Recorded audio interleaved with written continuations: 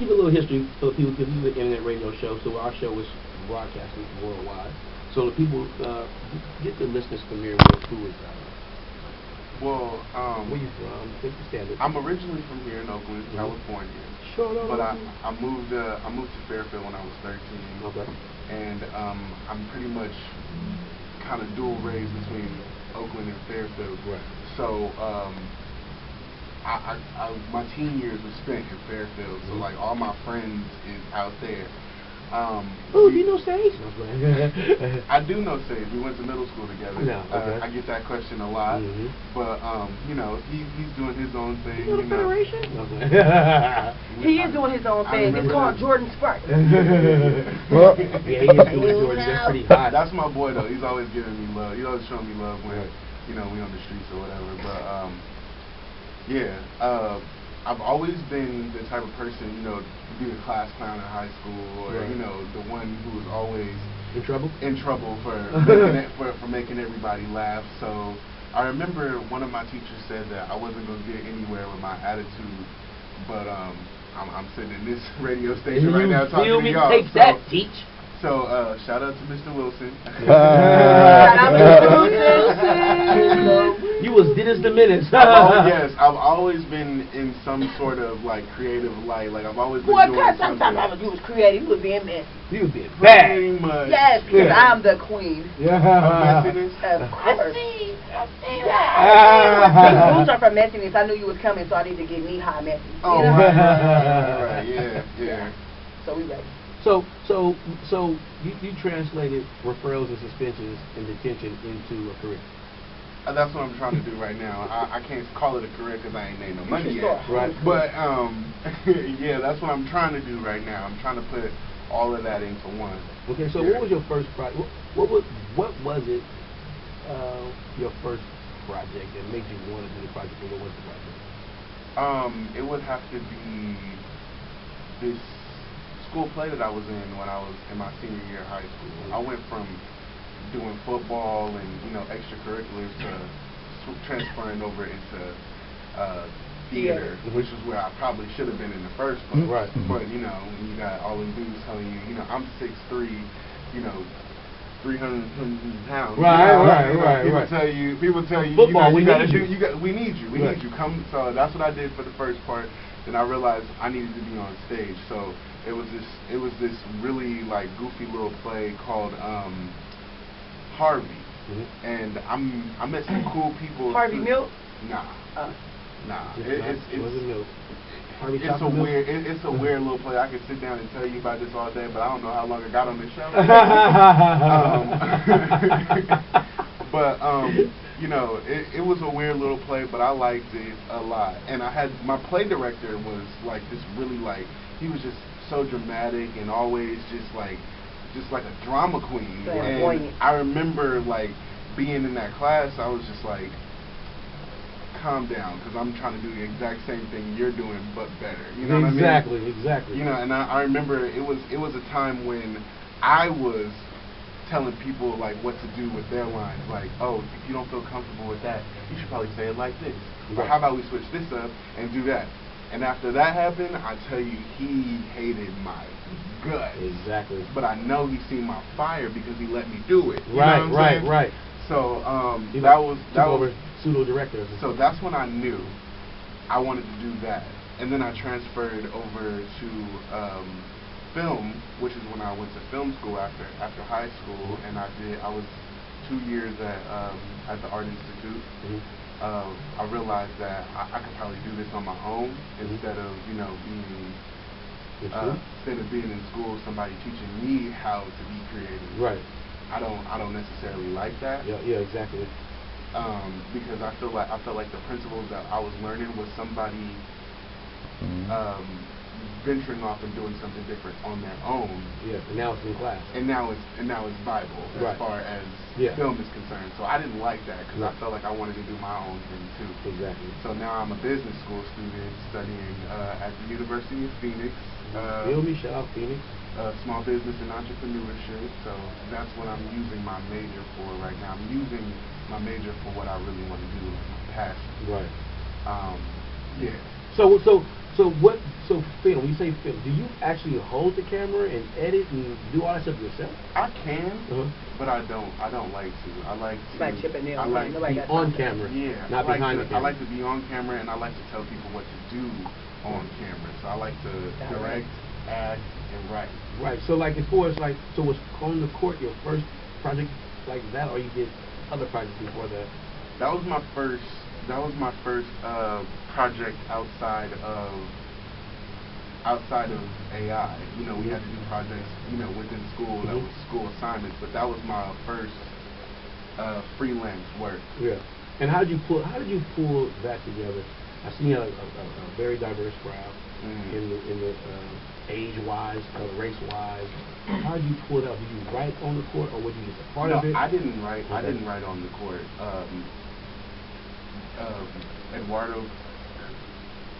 Eduardo Castillo. Right. That's one of my colleagues from AI. Right. This is his out of college, like graduated from college, venture off onto his own. You know, well, I'll take that back. He wrote and filmed the whole full-length movie, you know, by himself prior to this. Yeah. And it's great. You know, I really love him and his craft, like what he wants to do, the support that he has from his family, the support that he has from his friends, his colleagues. Everybody is willing to help him. And we started that last summer. And only thing that I can say I have like some credit on is creating the character that I play. As far as that's pretty much it. He's done everything pretty much on his own. So I really have a lot of respect for him. I also, on the side of that, I also started helping out and writing for this group called the A&M Show with my friends. Well, I call them my brothers, Anthony Wood and Mike Grayson. And we came up with this like skit show. Like we write skits like every week. It's amazing how we can write skits, how we can write skits and stuff. Right. Like we will come up with a skit like a week before, and then we won't even get that skit done because we came up with 7 skits in between being with each other and fucking around. Excuse me, you know, messing around. Right. So it's crazy. Like it's they come to you just like that, especially. You know when it comes to you because you be cracking up before you even tell somebody what you last right, like, oh my God, bro, I just thought about like the car wash with the men. Right. Before I can even say it, I'm just dying laughing. I was like, no, this is so crazy, like for real, like real tears. But before I tell them, but while I'm telling them and he laughing, I'm thinking of another one right there in there. Right. Yeah, but definitely follow that one on Facebook because I'm very passionate. What is it called? It's called the A&M Show. It's like Anthony and Mike. They the two of them together they come up with skits every week, like just different skits. I'm supposed to actually be editing a skit this week, and I'm really trying to get that done with the busy schedule that I have this week. It's something I've really been trying to get through and get together. Check it out. School tomorrow? I had school yesterday. You going to Vegas tomorrow? Nah, I wish I was going to Vegas. No, you don't lie.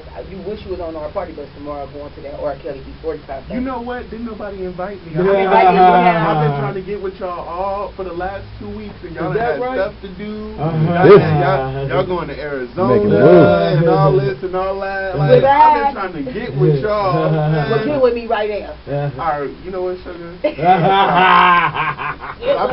I feel like you playing for this radio. Once we go off air, you ain't gonna want to talk to me. I'll be like, order me up. Order me up. You big enough to be on this ride? That's right. That's right. And if I'm not, you like when we used to be taking road trips with our family, our auntie would come on. No, that's enough room. Sit small. Sit small. Yeah, that means together. Like put your hands in your lap. Like he can sit right here. And then close your legs up. Yes. No space. Sit small. See, didn't nobody ever tell me that because I knew they knew I couldn't do it. Yeah. Well, everybody around you should sit small. Like they used to tell my dad used to have all me and my sisters and brothers all in his baby mama car. Yeah, this I'm about to tell you. I'm about to tell you. What's your daddy now? I'm about to tell you a ratchet story. You know, it's about to be a ratchet story when somebody say, "My daddy baby mama car." That's a precursor. It sounded like he needed to jump first because he didn't have to use it. I needed to jump. Yeah. It was one of them cars where you had to get out first, let her roll down the street, and then get in the car because it was straight. You know, it was straight like the bumper. Smokey Fool was backwards on Friday. Remember his car kept going. He was like, "Wait, just stop it." Yeah. Oh Lord. She had an '89 hatchback Hyundai. She had a Ford Taurus. Squeezing 6 kids in a Ford Taurus. Definitely needed to jump. She went. All the electrical was wrong. That car was so small, my daddy had to sit in the back. I had to sit in the front. That's how big I was. Fix or report or repair daily. Nobody ever needs to get a Ford. Oh my goodness. I almost got one, but I didn't. So, we was talking on the phone, and me and Manny spoke with you a few weeks back or whatever it was. You was telling us that you were transitioning into stand-up comedy. Yes, I just started that about a month ago.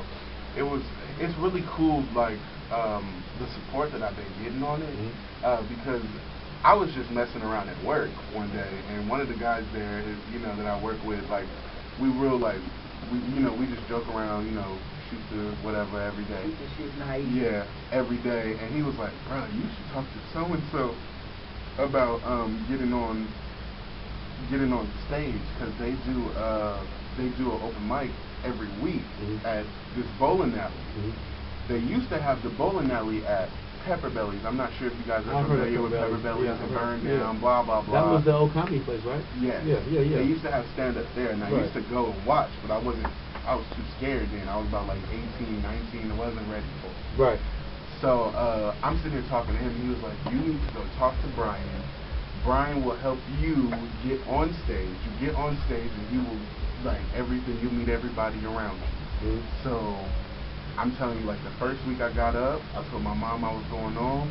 Next thing you know, all my family's there, supporting me, and they like, we ready, because we know this dude ain't about to play no games. He about to have us in tears, crying on stage, So, you nervous? Ever since that, pretty much. Ever since that first week, I've been doing it every Thursday night ever since. So, how's the response from the crowd? You got people laughing, they're into it. You got hecklers. You experienced that yet?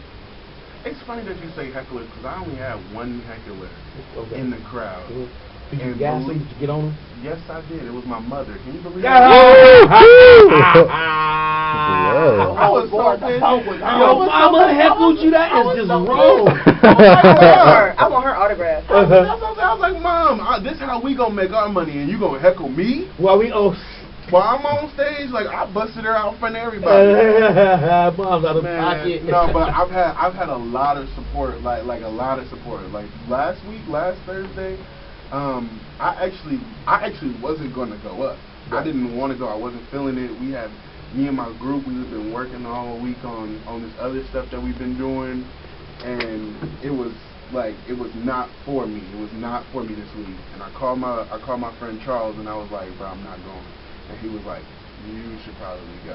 Right. So I went to the show, and then I get there, and then all of these dudes from high school that I went to high school with is like, "That's Jon Rider. We about to go see Jon. Like, we gotta come see. We know this about to be funny."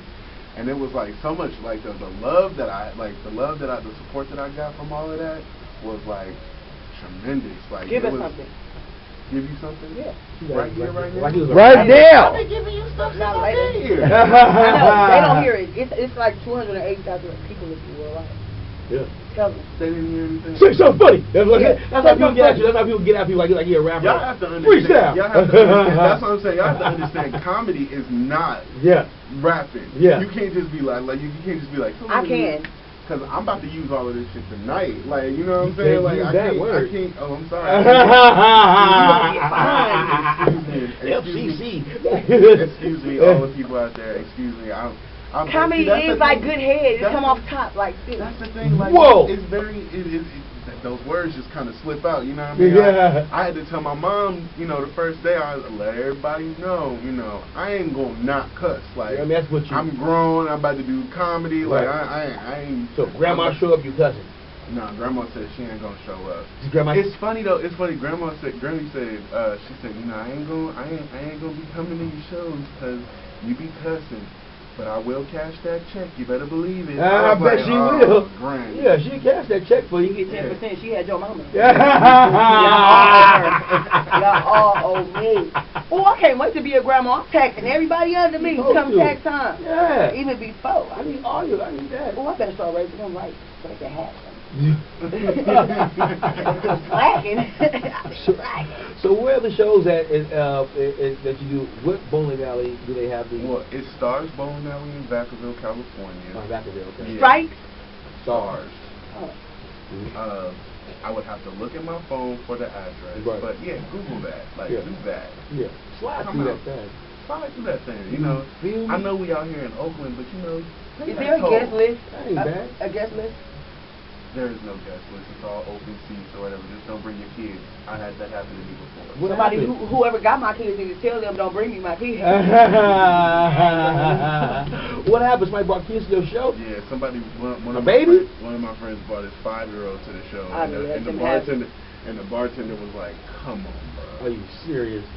And I told him, I was like, I mean, you the daddy. Like, I'm not going to sit here and tell you what to do with your kids. But I could see if he was your manager and he had 10 comics up there about to make some money, and I bring my son. I need to watch what's going on. He's saying like, you know, but he came as a viewer. Yeah, but then if you got kids, you might talk about sex or sexual stuff on the stage. If my kid could bartend, they might be there. But you know, it's funny.